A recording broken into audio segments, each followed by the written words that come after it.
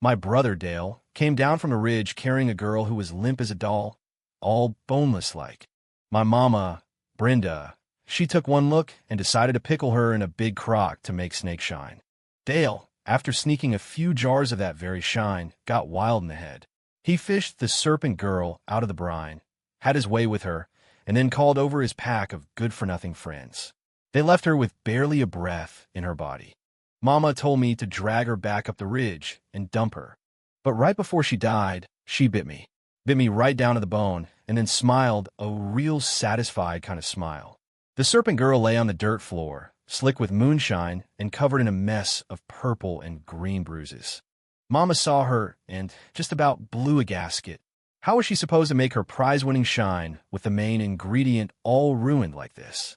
She grabbed a broom and went to lay into Dale, but he just grinned, knowing he was the favorite. He slunk over and started rubbing her shoulders, all sweet-like. Now, Mama, there ain't many women in this holler. And this one, she's got a look that just pulls a man in. Can't blame me for losing control. Dale's buddies, the town's resident trash, who spent their days peeping on widows or cornering new brides, all nodded along like bobbleheads.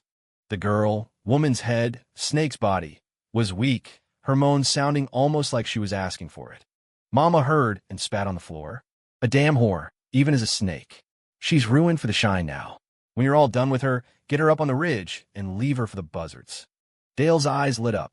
He and his friends hauled the serpent girl back into the bedroom, and soon enough, we could hear her crying out in pain. I couldn't stand it. I tried to speak up. It ain't right, Mama. Don't let Dale do this to her. You'd think I just cursed God himself. Mama's face went purple with rage, and she came at me with that broom. What? You want her for yourself? Think you're going to marry that thing? Trying to steal from your brother. You worthless piece of trash. She beat me till my head was bleeding, but I didn't dare fight back. That only ever made it worse. When she finally stopped, panting for breath, her eyes were full of a poison I knew all too well. A snake son and a snake girl, she sneered. A match made in hell. Her words hit me like a stone. Snake son? I'd heard the whispers around town before that a bunch of snakes showed up the day I was born, but I looked down at my legs. I had 2 of them, same as anyone else. I clutched my bleeding head and stumbled toward the west room, our storage shed, really, where I slept on a cot next to my grandma, who'd been stuck in a chair since her stroke. Folks in town said my daddy died in an accident right when I was born, and the shock of it is what took Grandma's mind and body. My mama, Brenda, never remarried, which was strange in a place like Hollow Creek, where women were scarce. A few years later, she came home with Dale, and from that day on, he was the sun and the moon. Me, her actual flesh and blood, I was just dirt under her shoe. She treated Grandma about the same. Grandma saw me holding my head and started cooing, making little hushing sounds like I was a toddler again. She was the only one in this whole house who ever showed me any kindness. Her mind was mostly gone, though. She kept calling me Bo, which was my daddy's name. Everyone said I was the spitting image of him. I tried to correct her a few times, but she never listened, so I just let it be. She cleaned my wound with a damp rag and patted my back, her touch a small comfort. The anger toward Mama started to cool in my chest. Then I remembered what she called me. Grandma, I whispered. Am I really born of a snake? Her hand froze on my back. She let out a long, weary sigh. Bo, you're a grown man now. I suppose it's time you knew. But before she could say another word, a terrified scream from Dale cut through the night. I rushed outside. Dale and his friends were frantically pulling up their jeans, their faces pale as ghosts. The front door was wide open. On the floor, the serpent girl lay in a pool of blood, her breathing shallow. She was almost gone. Mama came running out too. Dale was crying like a baby. We was just having some fun, trying something new. We didn't think she was so fragile. She's dying. Mama saw how scared he was, and her whole face softened. She wrapped her arms around him, stroking his hair. Show my boy, don't you worry. If she dies, she dies. It's no big deal. It'll be dark soon. We'll just dump her up on the ridge. Hearing that, Dale and his friends calmed right down, their usual cocky smirks returning to their faces. Mama's poisonous eyes landed on me. Get an old tarp. When it's full dark, you take her up the ridge. I was scared, but I was more scared of her. I just nodded. I went to the shed with a long face and grabbed a ragged blue tarp. Grandma had heard everything. She pressed a small, smooth stone tied on a leather cord into my hand. A lucky charm. That serpent girl ain't from around here, she whispered, her voice urgent. The Serpent King will come looking for his own. The ridge is heavy with bad spirits tonight. You keep this charm on you, and on your way back, you stop by the old chapel and say a prayer. I nodded again. The old chapel was a crumbling stone building up on the ridge. They say the woman it was built for was the first in these parts to work with herbs and roots, a real conjure woman. The whole town used to worship there, but now it was just an abandoned ruin. After dark, I hoisted the serpent girl onto my back. She was heavy, impossibly so, like carrying a full-grown man. I was wheezing by the time I made it to the clearing on the ridge. A thick fog was rolling in, cold and spooky. I got scared, threw her off my back, and turned to run. But something grabbed my ankle. It was her. She had just a flicker of life left, but her grip was like iron. Her snake eyes, cold and ancient, fixed on me. Then she lunged, sinking her teeth into my leg. I screamed, trying to kick her off, but she wouldn't let go. I pulled out the hatchet I carried for cutting firewood and swung it, again and again, until she went limp. In the moonlight, I saw a ghostly smile lingering on her lips. It was the creepiest thing I'd ever seen. I scrambled back home, dragging my wounded leg behind me. The house was dark. Mama and Dale were already asleep, not a care in the world about whether I made it back alive. A bitter lump formed in my throat. I limped back to the shed. Grandma was awake, waiting. The fear and the pain all came rushing out. I collapsed in her lap, telling her what happened between sobs. Her eyes went wide with terror. She pulled up my pant leg to look at the wound. It was deep, right down to the bone. But then I saw it. The piece of my shin bone that was showing wasn't straight like a human's. It was curved, twisted like the skeleton of a snake. Grandma reached under her cot and pulled out a dusty wooden box. Inside were 3 sticks of dark, hand-rolled incense. They smelled faintly of musk and something reptilian. A small, yellowed piece of paper was tucked beside them. She carefully took one out. "This is our family's secret," she explained, her voice trembling. "Grave bone incense, made with snake bone and 100 different rare herbs. It can speak to spirits and drive off lesser evils." She lit the stick. The white smoke didn't rise. It slithered, drifting slowly down toward my leg. As it coiled around the wound, the torn flesh began to knit itself back together. I stared, speechless. It was magic. I wanted to ask her more, but as the wound closed, Grandma seemed to age 10 years right before my eyes. She slumped over, unconscious. I panicked and ran to get Mama. Waking her up was a big mistake. She slapped me hard across the face twice. My lip split, but I was desperate. Through a mouthful of blood, I mumbled for her to go get Doc Miller. Doc Miller was our town's jack-of-all-trades medicine man. If you had a fever or a cough, you went to him for some herbal remedy. Mama started cursing. One old cripple and one useless brat, always causing trouble for me. You'd both be better off dead. But I guess she was worried about what the neighbors would say, so she stomped off to fetch the doctor. Luckily, Doc Miller said Grandma was just exhausted and had fainted. Nothing serious. When Mama heard that, she let loose another string of curses before going back to bed.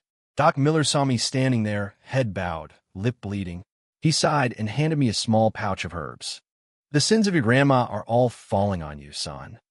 I tried to ask him what he meant, but he just shook his head and left. After he was gone, I picked up the wooden box. What sin did Grandma commit that made Mama hate her so much? And if there's gravebone incense, is there a different kind? What would it do? I'd have to wait for Grandma to wake up to get any answers. For the next morning, I didn't get a chance to ask Grandma anything. Mama woke me at dawn to help her load up the snake shine. It was her specialty, and anyone in the county having a wedding or a big party bought it from her. Henderson's boy was getting married. Henderson was the closest thing we had to a mayor, and his house was all decorated with lights and ribbons. A real festive mood. His son looked just like him, clean-cut and polite. He was a college boy, marrying a college girl. They had a bright future, not like the rest of us stuck in this forgotten holler. Everyone was all smiles, except Mama. I saw her watching the new bride, a cold little smirk on her face. I was run ragged serving drinks and food. A table of men were downing the snake shine like it was holy water, not even bothered by the coiled serpents in the jars. Dale and his buddies were there too, drinking from a separate batch. I figured it was the one the serpent girl had been in. They saw me just standing there and decided to have some fun by trying to force-feed me some of the shine. But the thought of that girl floating in that same jar made my stomach turn. I threw up all over Dale's new shirt. He didn't care that it was Henderson's big day. He started wailing on me right there in the yard. He was big and soft from being spoiled, and I was no match for him. I curled up on the ground as the kicks and punches rained down. The townspeople just stood around and watched. Only Doc Miller tried to step in. But Dale was on a rampage and wouldn't listen to anyone. The commotion finally brought Henderson out of the house. He yelled at Dale to stop, but Mama wasn't about to let anyone talk down to her precious boy. She got right in Henderson's face and started screaming at him. Strangely, Henderson seemed almost scared of her. He just laughed it off and smoothed things over. With the show over, everyone went back to eating and drinking, leaving me curled up in the dirt. Doc Miller sighed and helped me to my feet, taking me to his place to patch me up. As he dabbed my cuts with antiseptic, I couldn't hold it in anymore. Doc, am I not her real son? Why does she love Dale so much and hate me?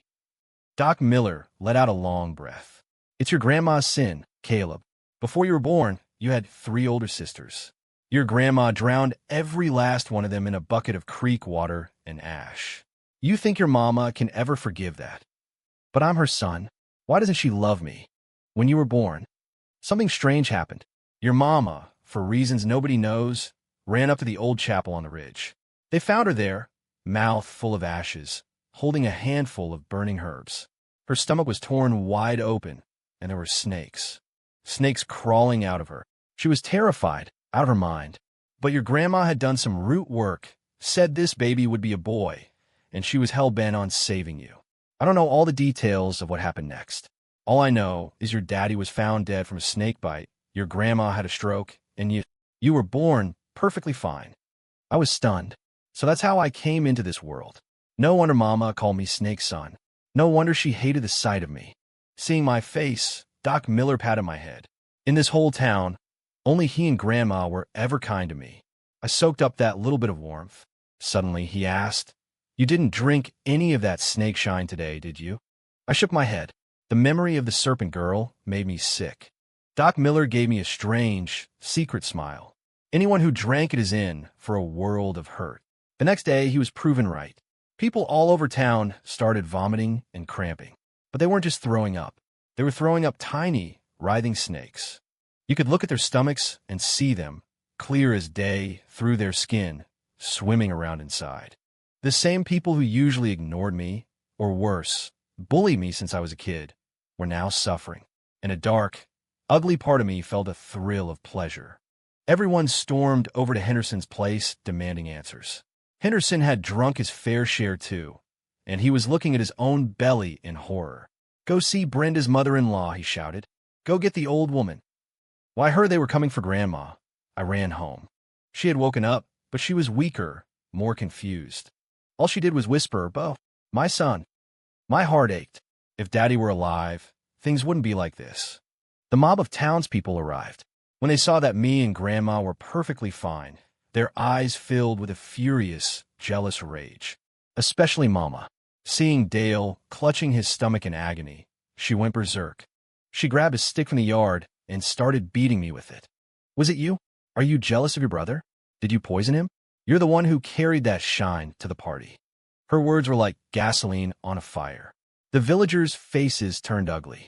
They just stood there and watched her whip me. I scrambled away, trying to protect my head, my back stinging with red welts. Maybe seeing me getting beaten shocked her back to reality, because Grandma suddenly became clear-eyed. "Stop hitting Bo," she rasped. "I know how to cure you." She pulled out the wooden box again and lit the last gravebone incense stick in front of them. The magic was real. As the smoke washed over them, they all began to retch, spitting up the little snakes. Their stomachs slowly went back to normal. Everyone saw how powerful the incense was. Their eyes were glued to the box. But Mama was the first to act. She snatched the one remaining stick of incense out of the box. She was the meanest widow in the county. Nobody dared to cross her. The others backed down. Then Grandma, said something that sealed Mama's fate. Daughter-in-law. If you hadn't been the one to bring that serpent girl here, she never would have put a curse on this town before she died. Just like that, the mob turned on Mama. They screamed at her, clawed at her. My heart was frozen solid. I just stood there, pretending to be too scared to move. Just as they were about to tear her apart, Henderson stepped in and broke it up, sending everyone home with a few sharp words. I glanced at Mama. A strange, triumphant light flickered in her eyes. After everyone left, Grandma beckoned me over. She stroked my head, her eyes full of love and sorrow. "Bo, I'm dying. You'll be a man soon, and you'll have to stand on your own. If you get the chance, you run from this place. And one more thing. If you ever get strong enough, you kill Brenda. You kill that wicked woman." I was shocked. No matter how bad Mama was, I couldn't kill her. That was a mortal sin. But Grandma didn't explain. She pressed another small box into my hand. "The snake curse is gone for now, but that was just a warning from the Serpent King. Our family has a blood feud with him. He'll be back for more. You have to protect yourself. This box is your last resort. Don't open it unless your life depends on it." With that, her hand fell to her side, and she was gone. I didn't have time to process her words. All I knew was that Grandma was dead.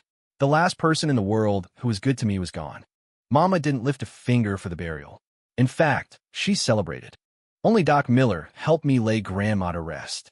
A couple of days later, Grandma's words came true.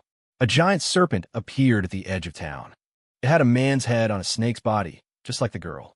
It spoke, its voice like grinding stones. "I am a Serpent King. You people of this village defiled my daughter and left her to rot on the mountain. For this, you will all pay in blood." 6.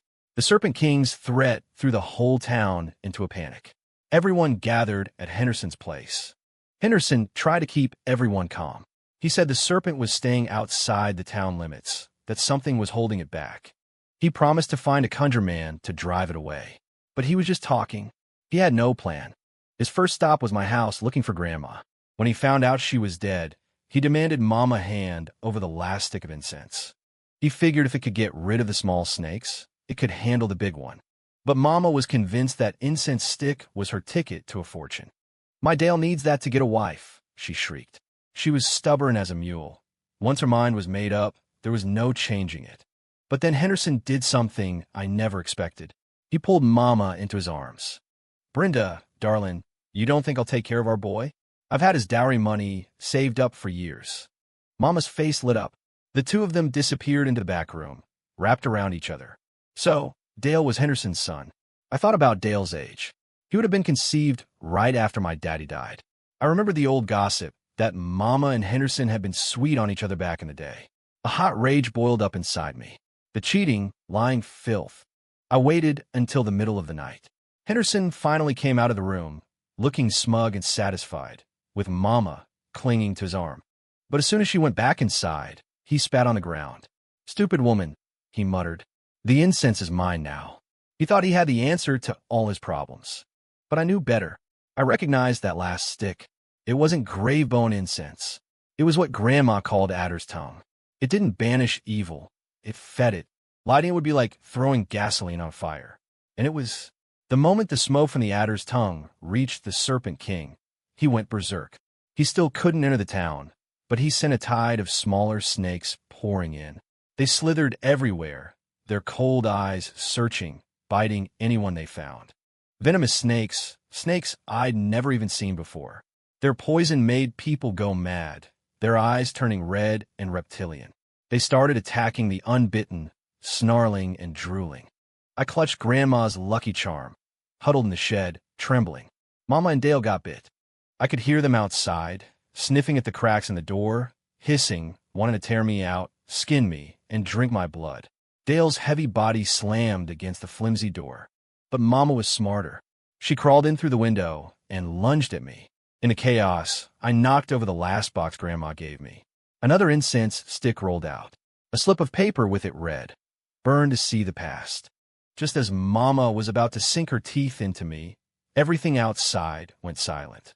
She collapsed on the floor. I opened the door, shaking. Dale was lying on the ground, a huge crater in his head. The old axe hanging on the wall must have fallen when he was ramming the door.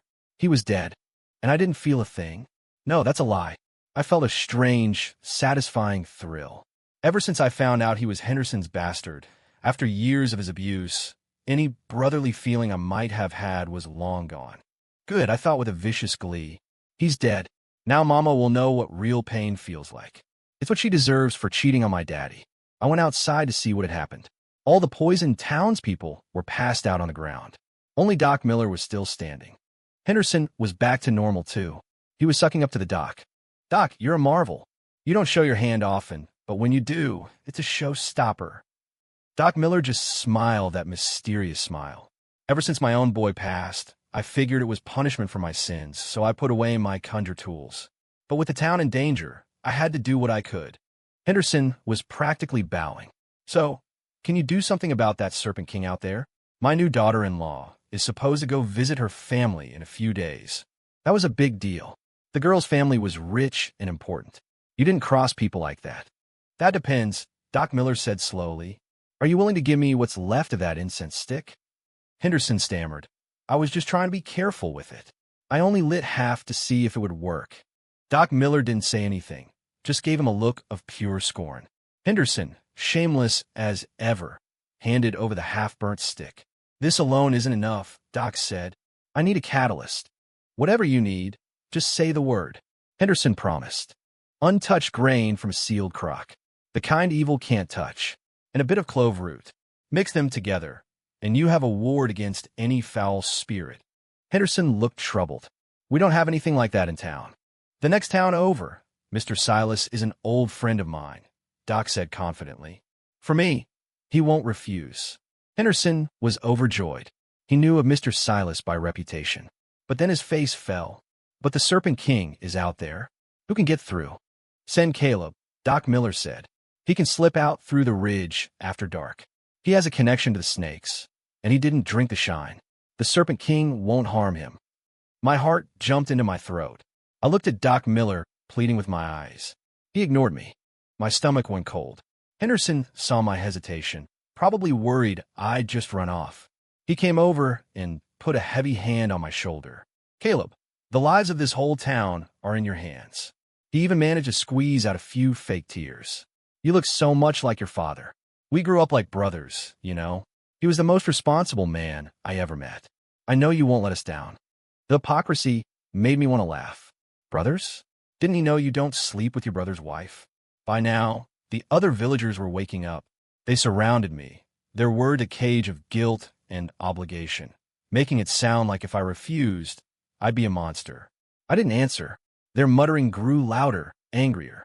Suddenly, a heart-wrenching scream cut through the air. My boy! What happened to my boy? It was Mama. She'd woken up and found Dale. She ran toward us like a mad woman and threw herself at Henderson. Our son is dead, she wailed. Henderson went white. She's lost her mind, he told the crowd. She's talking crazy. He was powerful and cruel. No one dared to argue. They just nodded. Henderson told me to take Mama home, but she saw me, standing there unharmed, and all her grief turned to rage. Why wasn't it you? She screamed, clawing at me. Did you kill your brother? Was it you? Did you bring that Serpent King here, you Snake's son? She beat me, and I couldn't fight back. I just took it. Some of the villagers started murmuring. Maybe she's right. Maybe he did bring the snake here. If that's the case, we should just kill him. He's a menace. They all stood by and watched her. As her fists rained down on me, the last tiny ember of love I had for her went out. A wicked thought took root in my mind. This old town is full of evil people. Why doesn't the Serpent King just come in and kill them all? Just as I was about to pass out from the pain, Doc Miller finally stepped in. He still has to go get the catalyst, he said in a dry voice. What happens if you break him? That seemed to wake them up. They pulled Mama off me. Henderson dismissed the crowd, leaving me lying on the ground, bruised and broken. Doc Miller sighed. He knew I couldn't go home now. Come with me, he said. I was furious with Doc for throwing me to the wolves, but I was too scared to show it. He must have read my face, because he explained with a small, sad smile, that half-stick of incense. It can only protect 2 people out of this town, Caleb, not the whole village. The people here, they have no goodness in them. They stopped honoring the spirits of this place. There used to be a power in that old chapel that kept the Serpent King in check, but not anymore. So they were all doomed. It's not that I won't save them, he continued. It's that I can't. But you, Caleb, I've watched you grow up. You're a good kid. When you get back with the catalyst, we'll leave. We'll get out of here together. I have some money saved up. I can help you get your GED, maybe even send you to a community college. You won't have to be jealous of Henderson's boy then. A lump formed in my throat. He had a whole plan for me, and I've been hating him. I was the worthless one. Doc, I cried, I'll take care of you when you're old. I swear it. He smiled and patted my head. That night, I did as he said. I snuck up the ridge and made my way to the next town. I found Mr. Silas and got the clove root and the seal grain. Mr. Silas thought it was a strange request, but his memory wasn't what it used to be. When he heard my grandma had died, he sighed. All my old friends gone. Just me left. On my way back, I stopped at the old chapel like Grandma told me to pray that Doc and I would make it out alive. I just knelt down when I heard a slithering sound behind me. I turned. It was the Serpent Girl, and she was alive. I fell back, paralyzed with fear, babbling for her to spare me. But she didn't attack. She just smiled. How about we make a deal? I brought the catalyst back to Doc Miller. He beamed as he took it from me and handed me a glass of water. You must be exhausted, Caleb. Drink this. Rest up. The water was sweet, like it had honey in it. The sweetness spread through my chest, a warm feeling. There were still good people in the world. But as soon as I finished the glass, the room started to spin.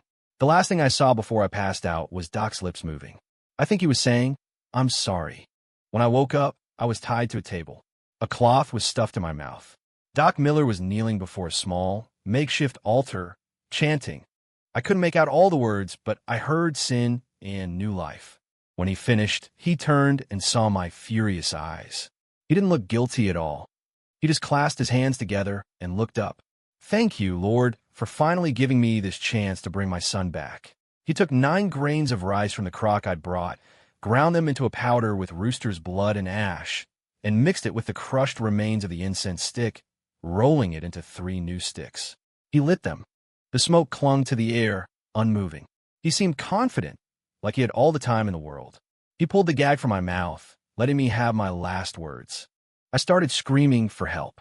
I screamed until my throat was raw, but no one came. Save your breath, Doc said calmly. I told everyone I was performing a powerful ritual tonight.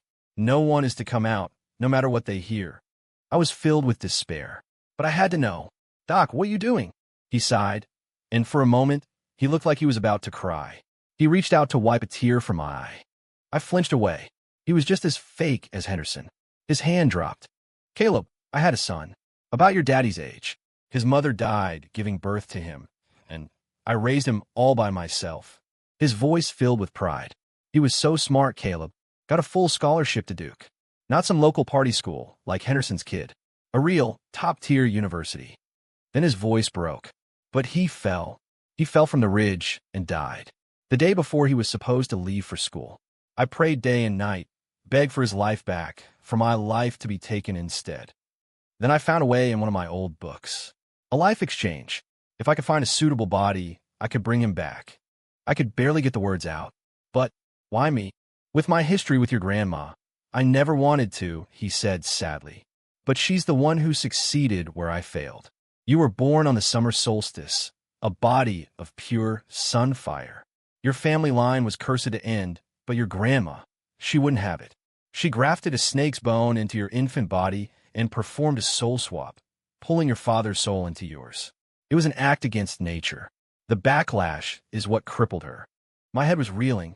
If what he was saying was true, then my grandma was my real mother? The information was too much. My brain just shut down. The incense was burning low. Doc Miller picked up a sharp, curved knife. I'm sorry, Caleb. It's for my son. After you're gone, I'll take good care of your body. I'll see that your soul finds peace, gets a better life next time. You always wanted to see the big city, didn't you? Well, now you will. I want to go, but not like this. The knife sliced into my leg. Blood poured out. I was getting cold, my life draining away. I wasn't going to let it end like this. Serpent Girl, I thought desperately. Help me. I'll take your deal. My consciousness was fading.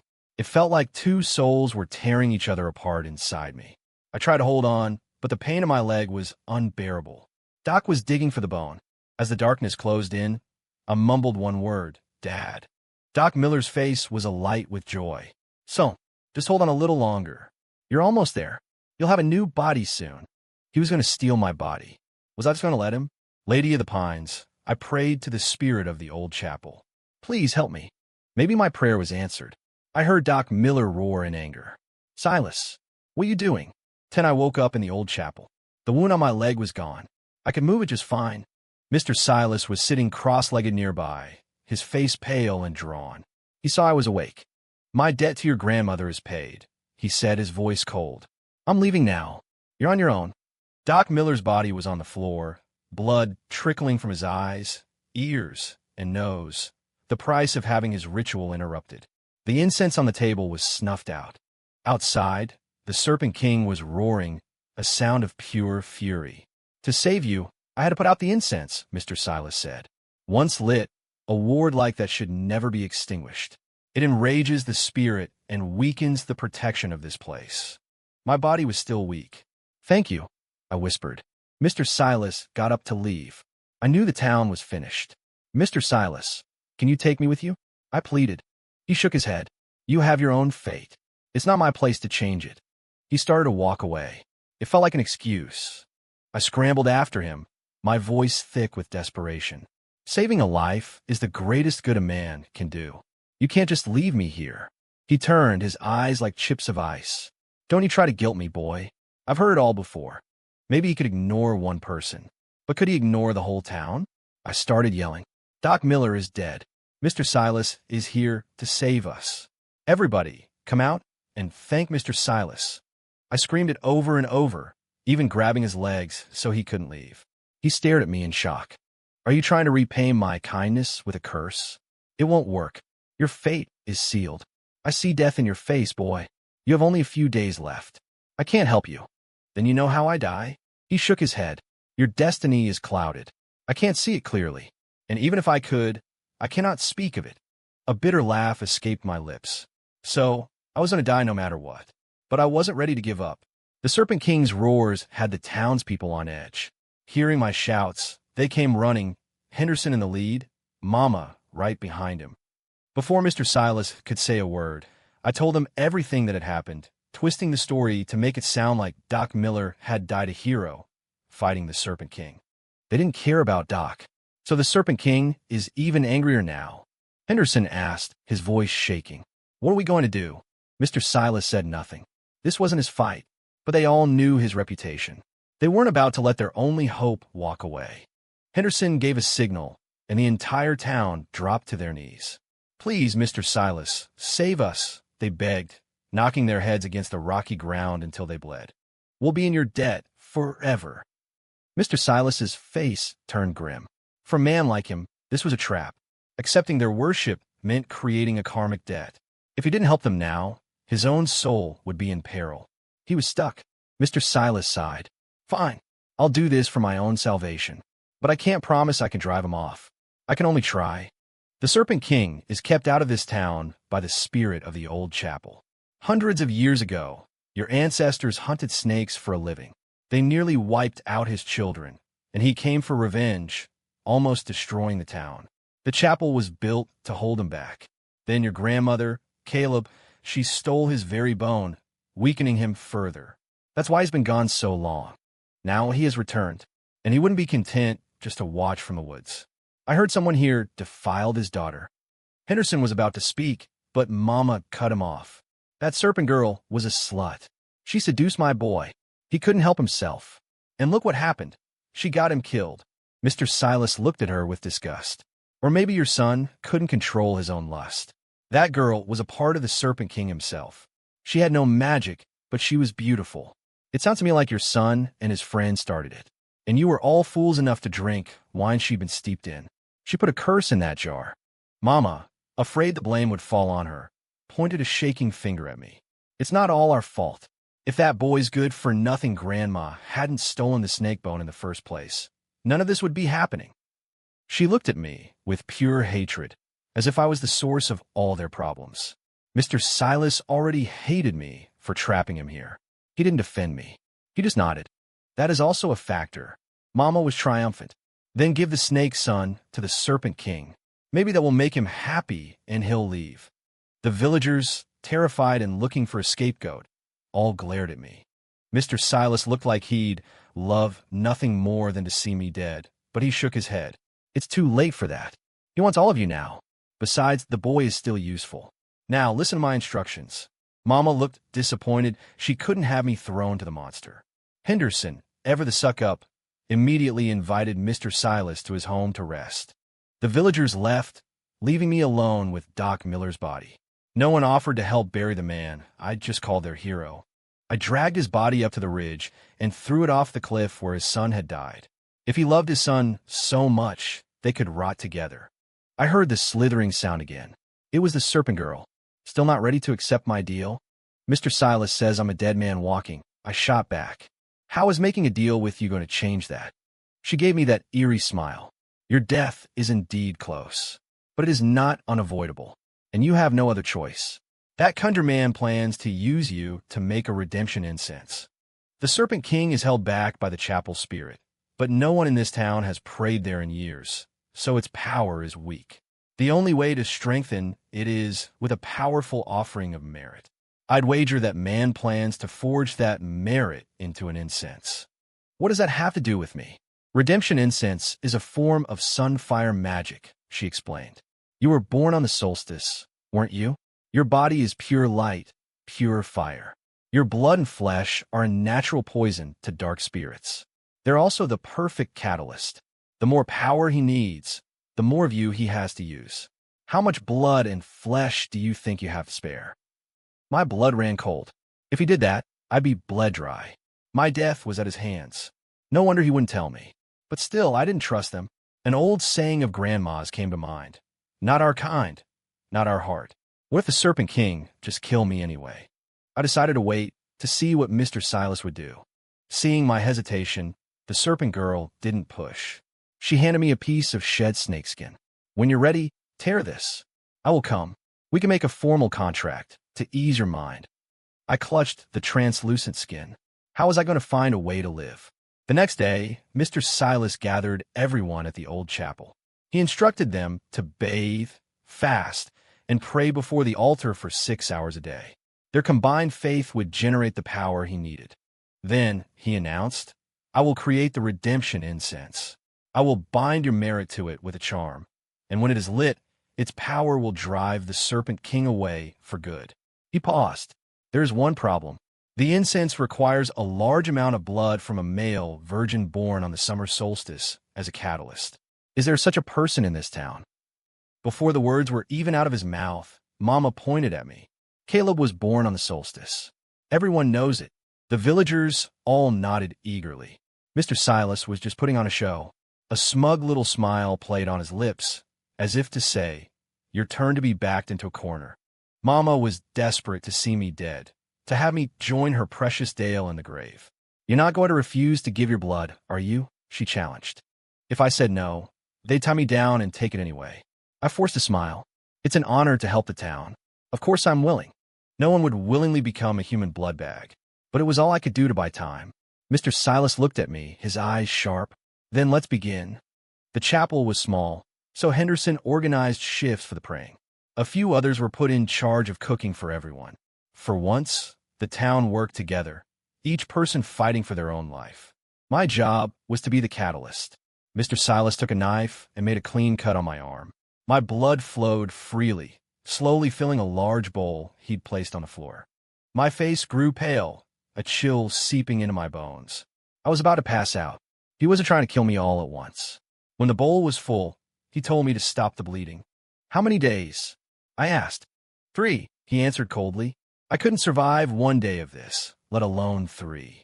So, my death really is at your hands, I said with a bitter laugh. He ignored me. He took the bowl of blood and went into a side room where Henderson had a fine meal of vegetables and bread waiting for him.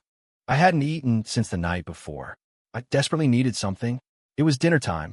Everyone was gathered outside the chapel, eating from a communal pot. I stumbled over, holding out my bowl, but someone shoved me. I was too weak to even stand up. I fell to the dirt. I could see Mama at a table, eating with relish, acting like I wasn't even there. Finally, the darkness took me. When I woke up, everyone was gone. I was still lying on the ground. Next to me was half a stale bread roll, covered in dirt. I didn't care. I stuffed in my mouth, hot, shameful tears streaming down my face. Fine, let them all die. When I had a little strength back, I tore the piece of snakeskin. The serpent girl appeared almost instantly. She went and found me some food, knowing I was about to collapse again. These villagers treated me worse than a monster did. What do you need me to do? I asked. 14. Break your virginity, she said simply. Then the incense will be useless. After that, at this exact time, you must do this. She handed me a slip of paper with a time and instructions written on it. She produced a pre-written contract on yellowed parchment, bearing the Serpent King seal. It was, she said, bound by a power older than the heavens. To break, it would invite damnation. I read it over and over. Seeing no tricks, I signed my name. She gave me my copy. Then, her boneless body pressed against mine, and I pulled her close. 3 days later, I was a ghost, barely able to stand. If it wasn't for the serpent girl sneaking me food and water, I would have already been dead. No one noticed. Today was the day Mr. Silas was going to face the Serpent King. He had plastered the town with yellow paper charms and made all his preparations. He stood at the edge of the town, full of confidence, and lit the redemption incense. He began to chant, "By earth and sky, by holy fire's light, with this incense of merit, I banish this night's blight. Be gone!" But the incense sputtered and died. Something's wrong with the incense, he yelled. Suddenly, he coughed up a huge mouthful of blood and looked in horror toward the ridge. Who broke the statue in the old chapel? It was the last thing he ever said. The Serpent King and 1,000 of his children swarmed over him. I stood on the hillside, watching the beautiful, terrible scene below, and I felt a savage joy.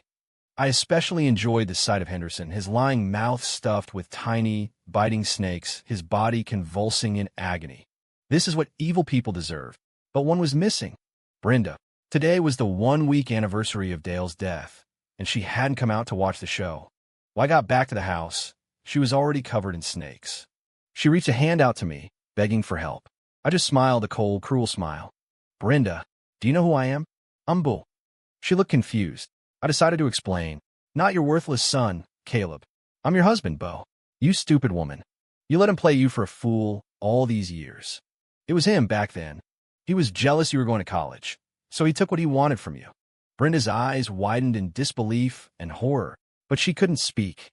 She could never speak again. 15. My revenge was complete. The death curse on me should be lifted. I packed a small bag and walked quickly toward the edge of town, my heart pounding with excitement for the new life ahead of me. I was going to the city. I was going to get my GED, maybe even go to college. I was going to be someone. But the Serpent King blocked my path. I held up my copy of the contract, my hands shaking. "We have a deal, Serpent King. The contract clearly states you would save my life. Are you going to break your oath? You're on the verge of transforming into a dragon. Do you want to risk the wrath of heaven?" The Serpent King actually laughed. "My oath is already fulfilled. What wrath is there to fear? It says I would save you, and I did. Did you really think that old conjure man could have gotten into this town on his own?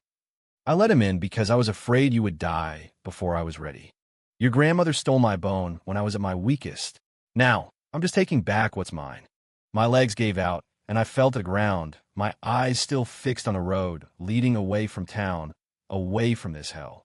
My last thought was a bitter one. So this was it. This was how I was meant to die. And God, I didn't want to go.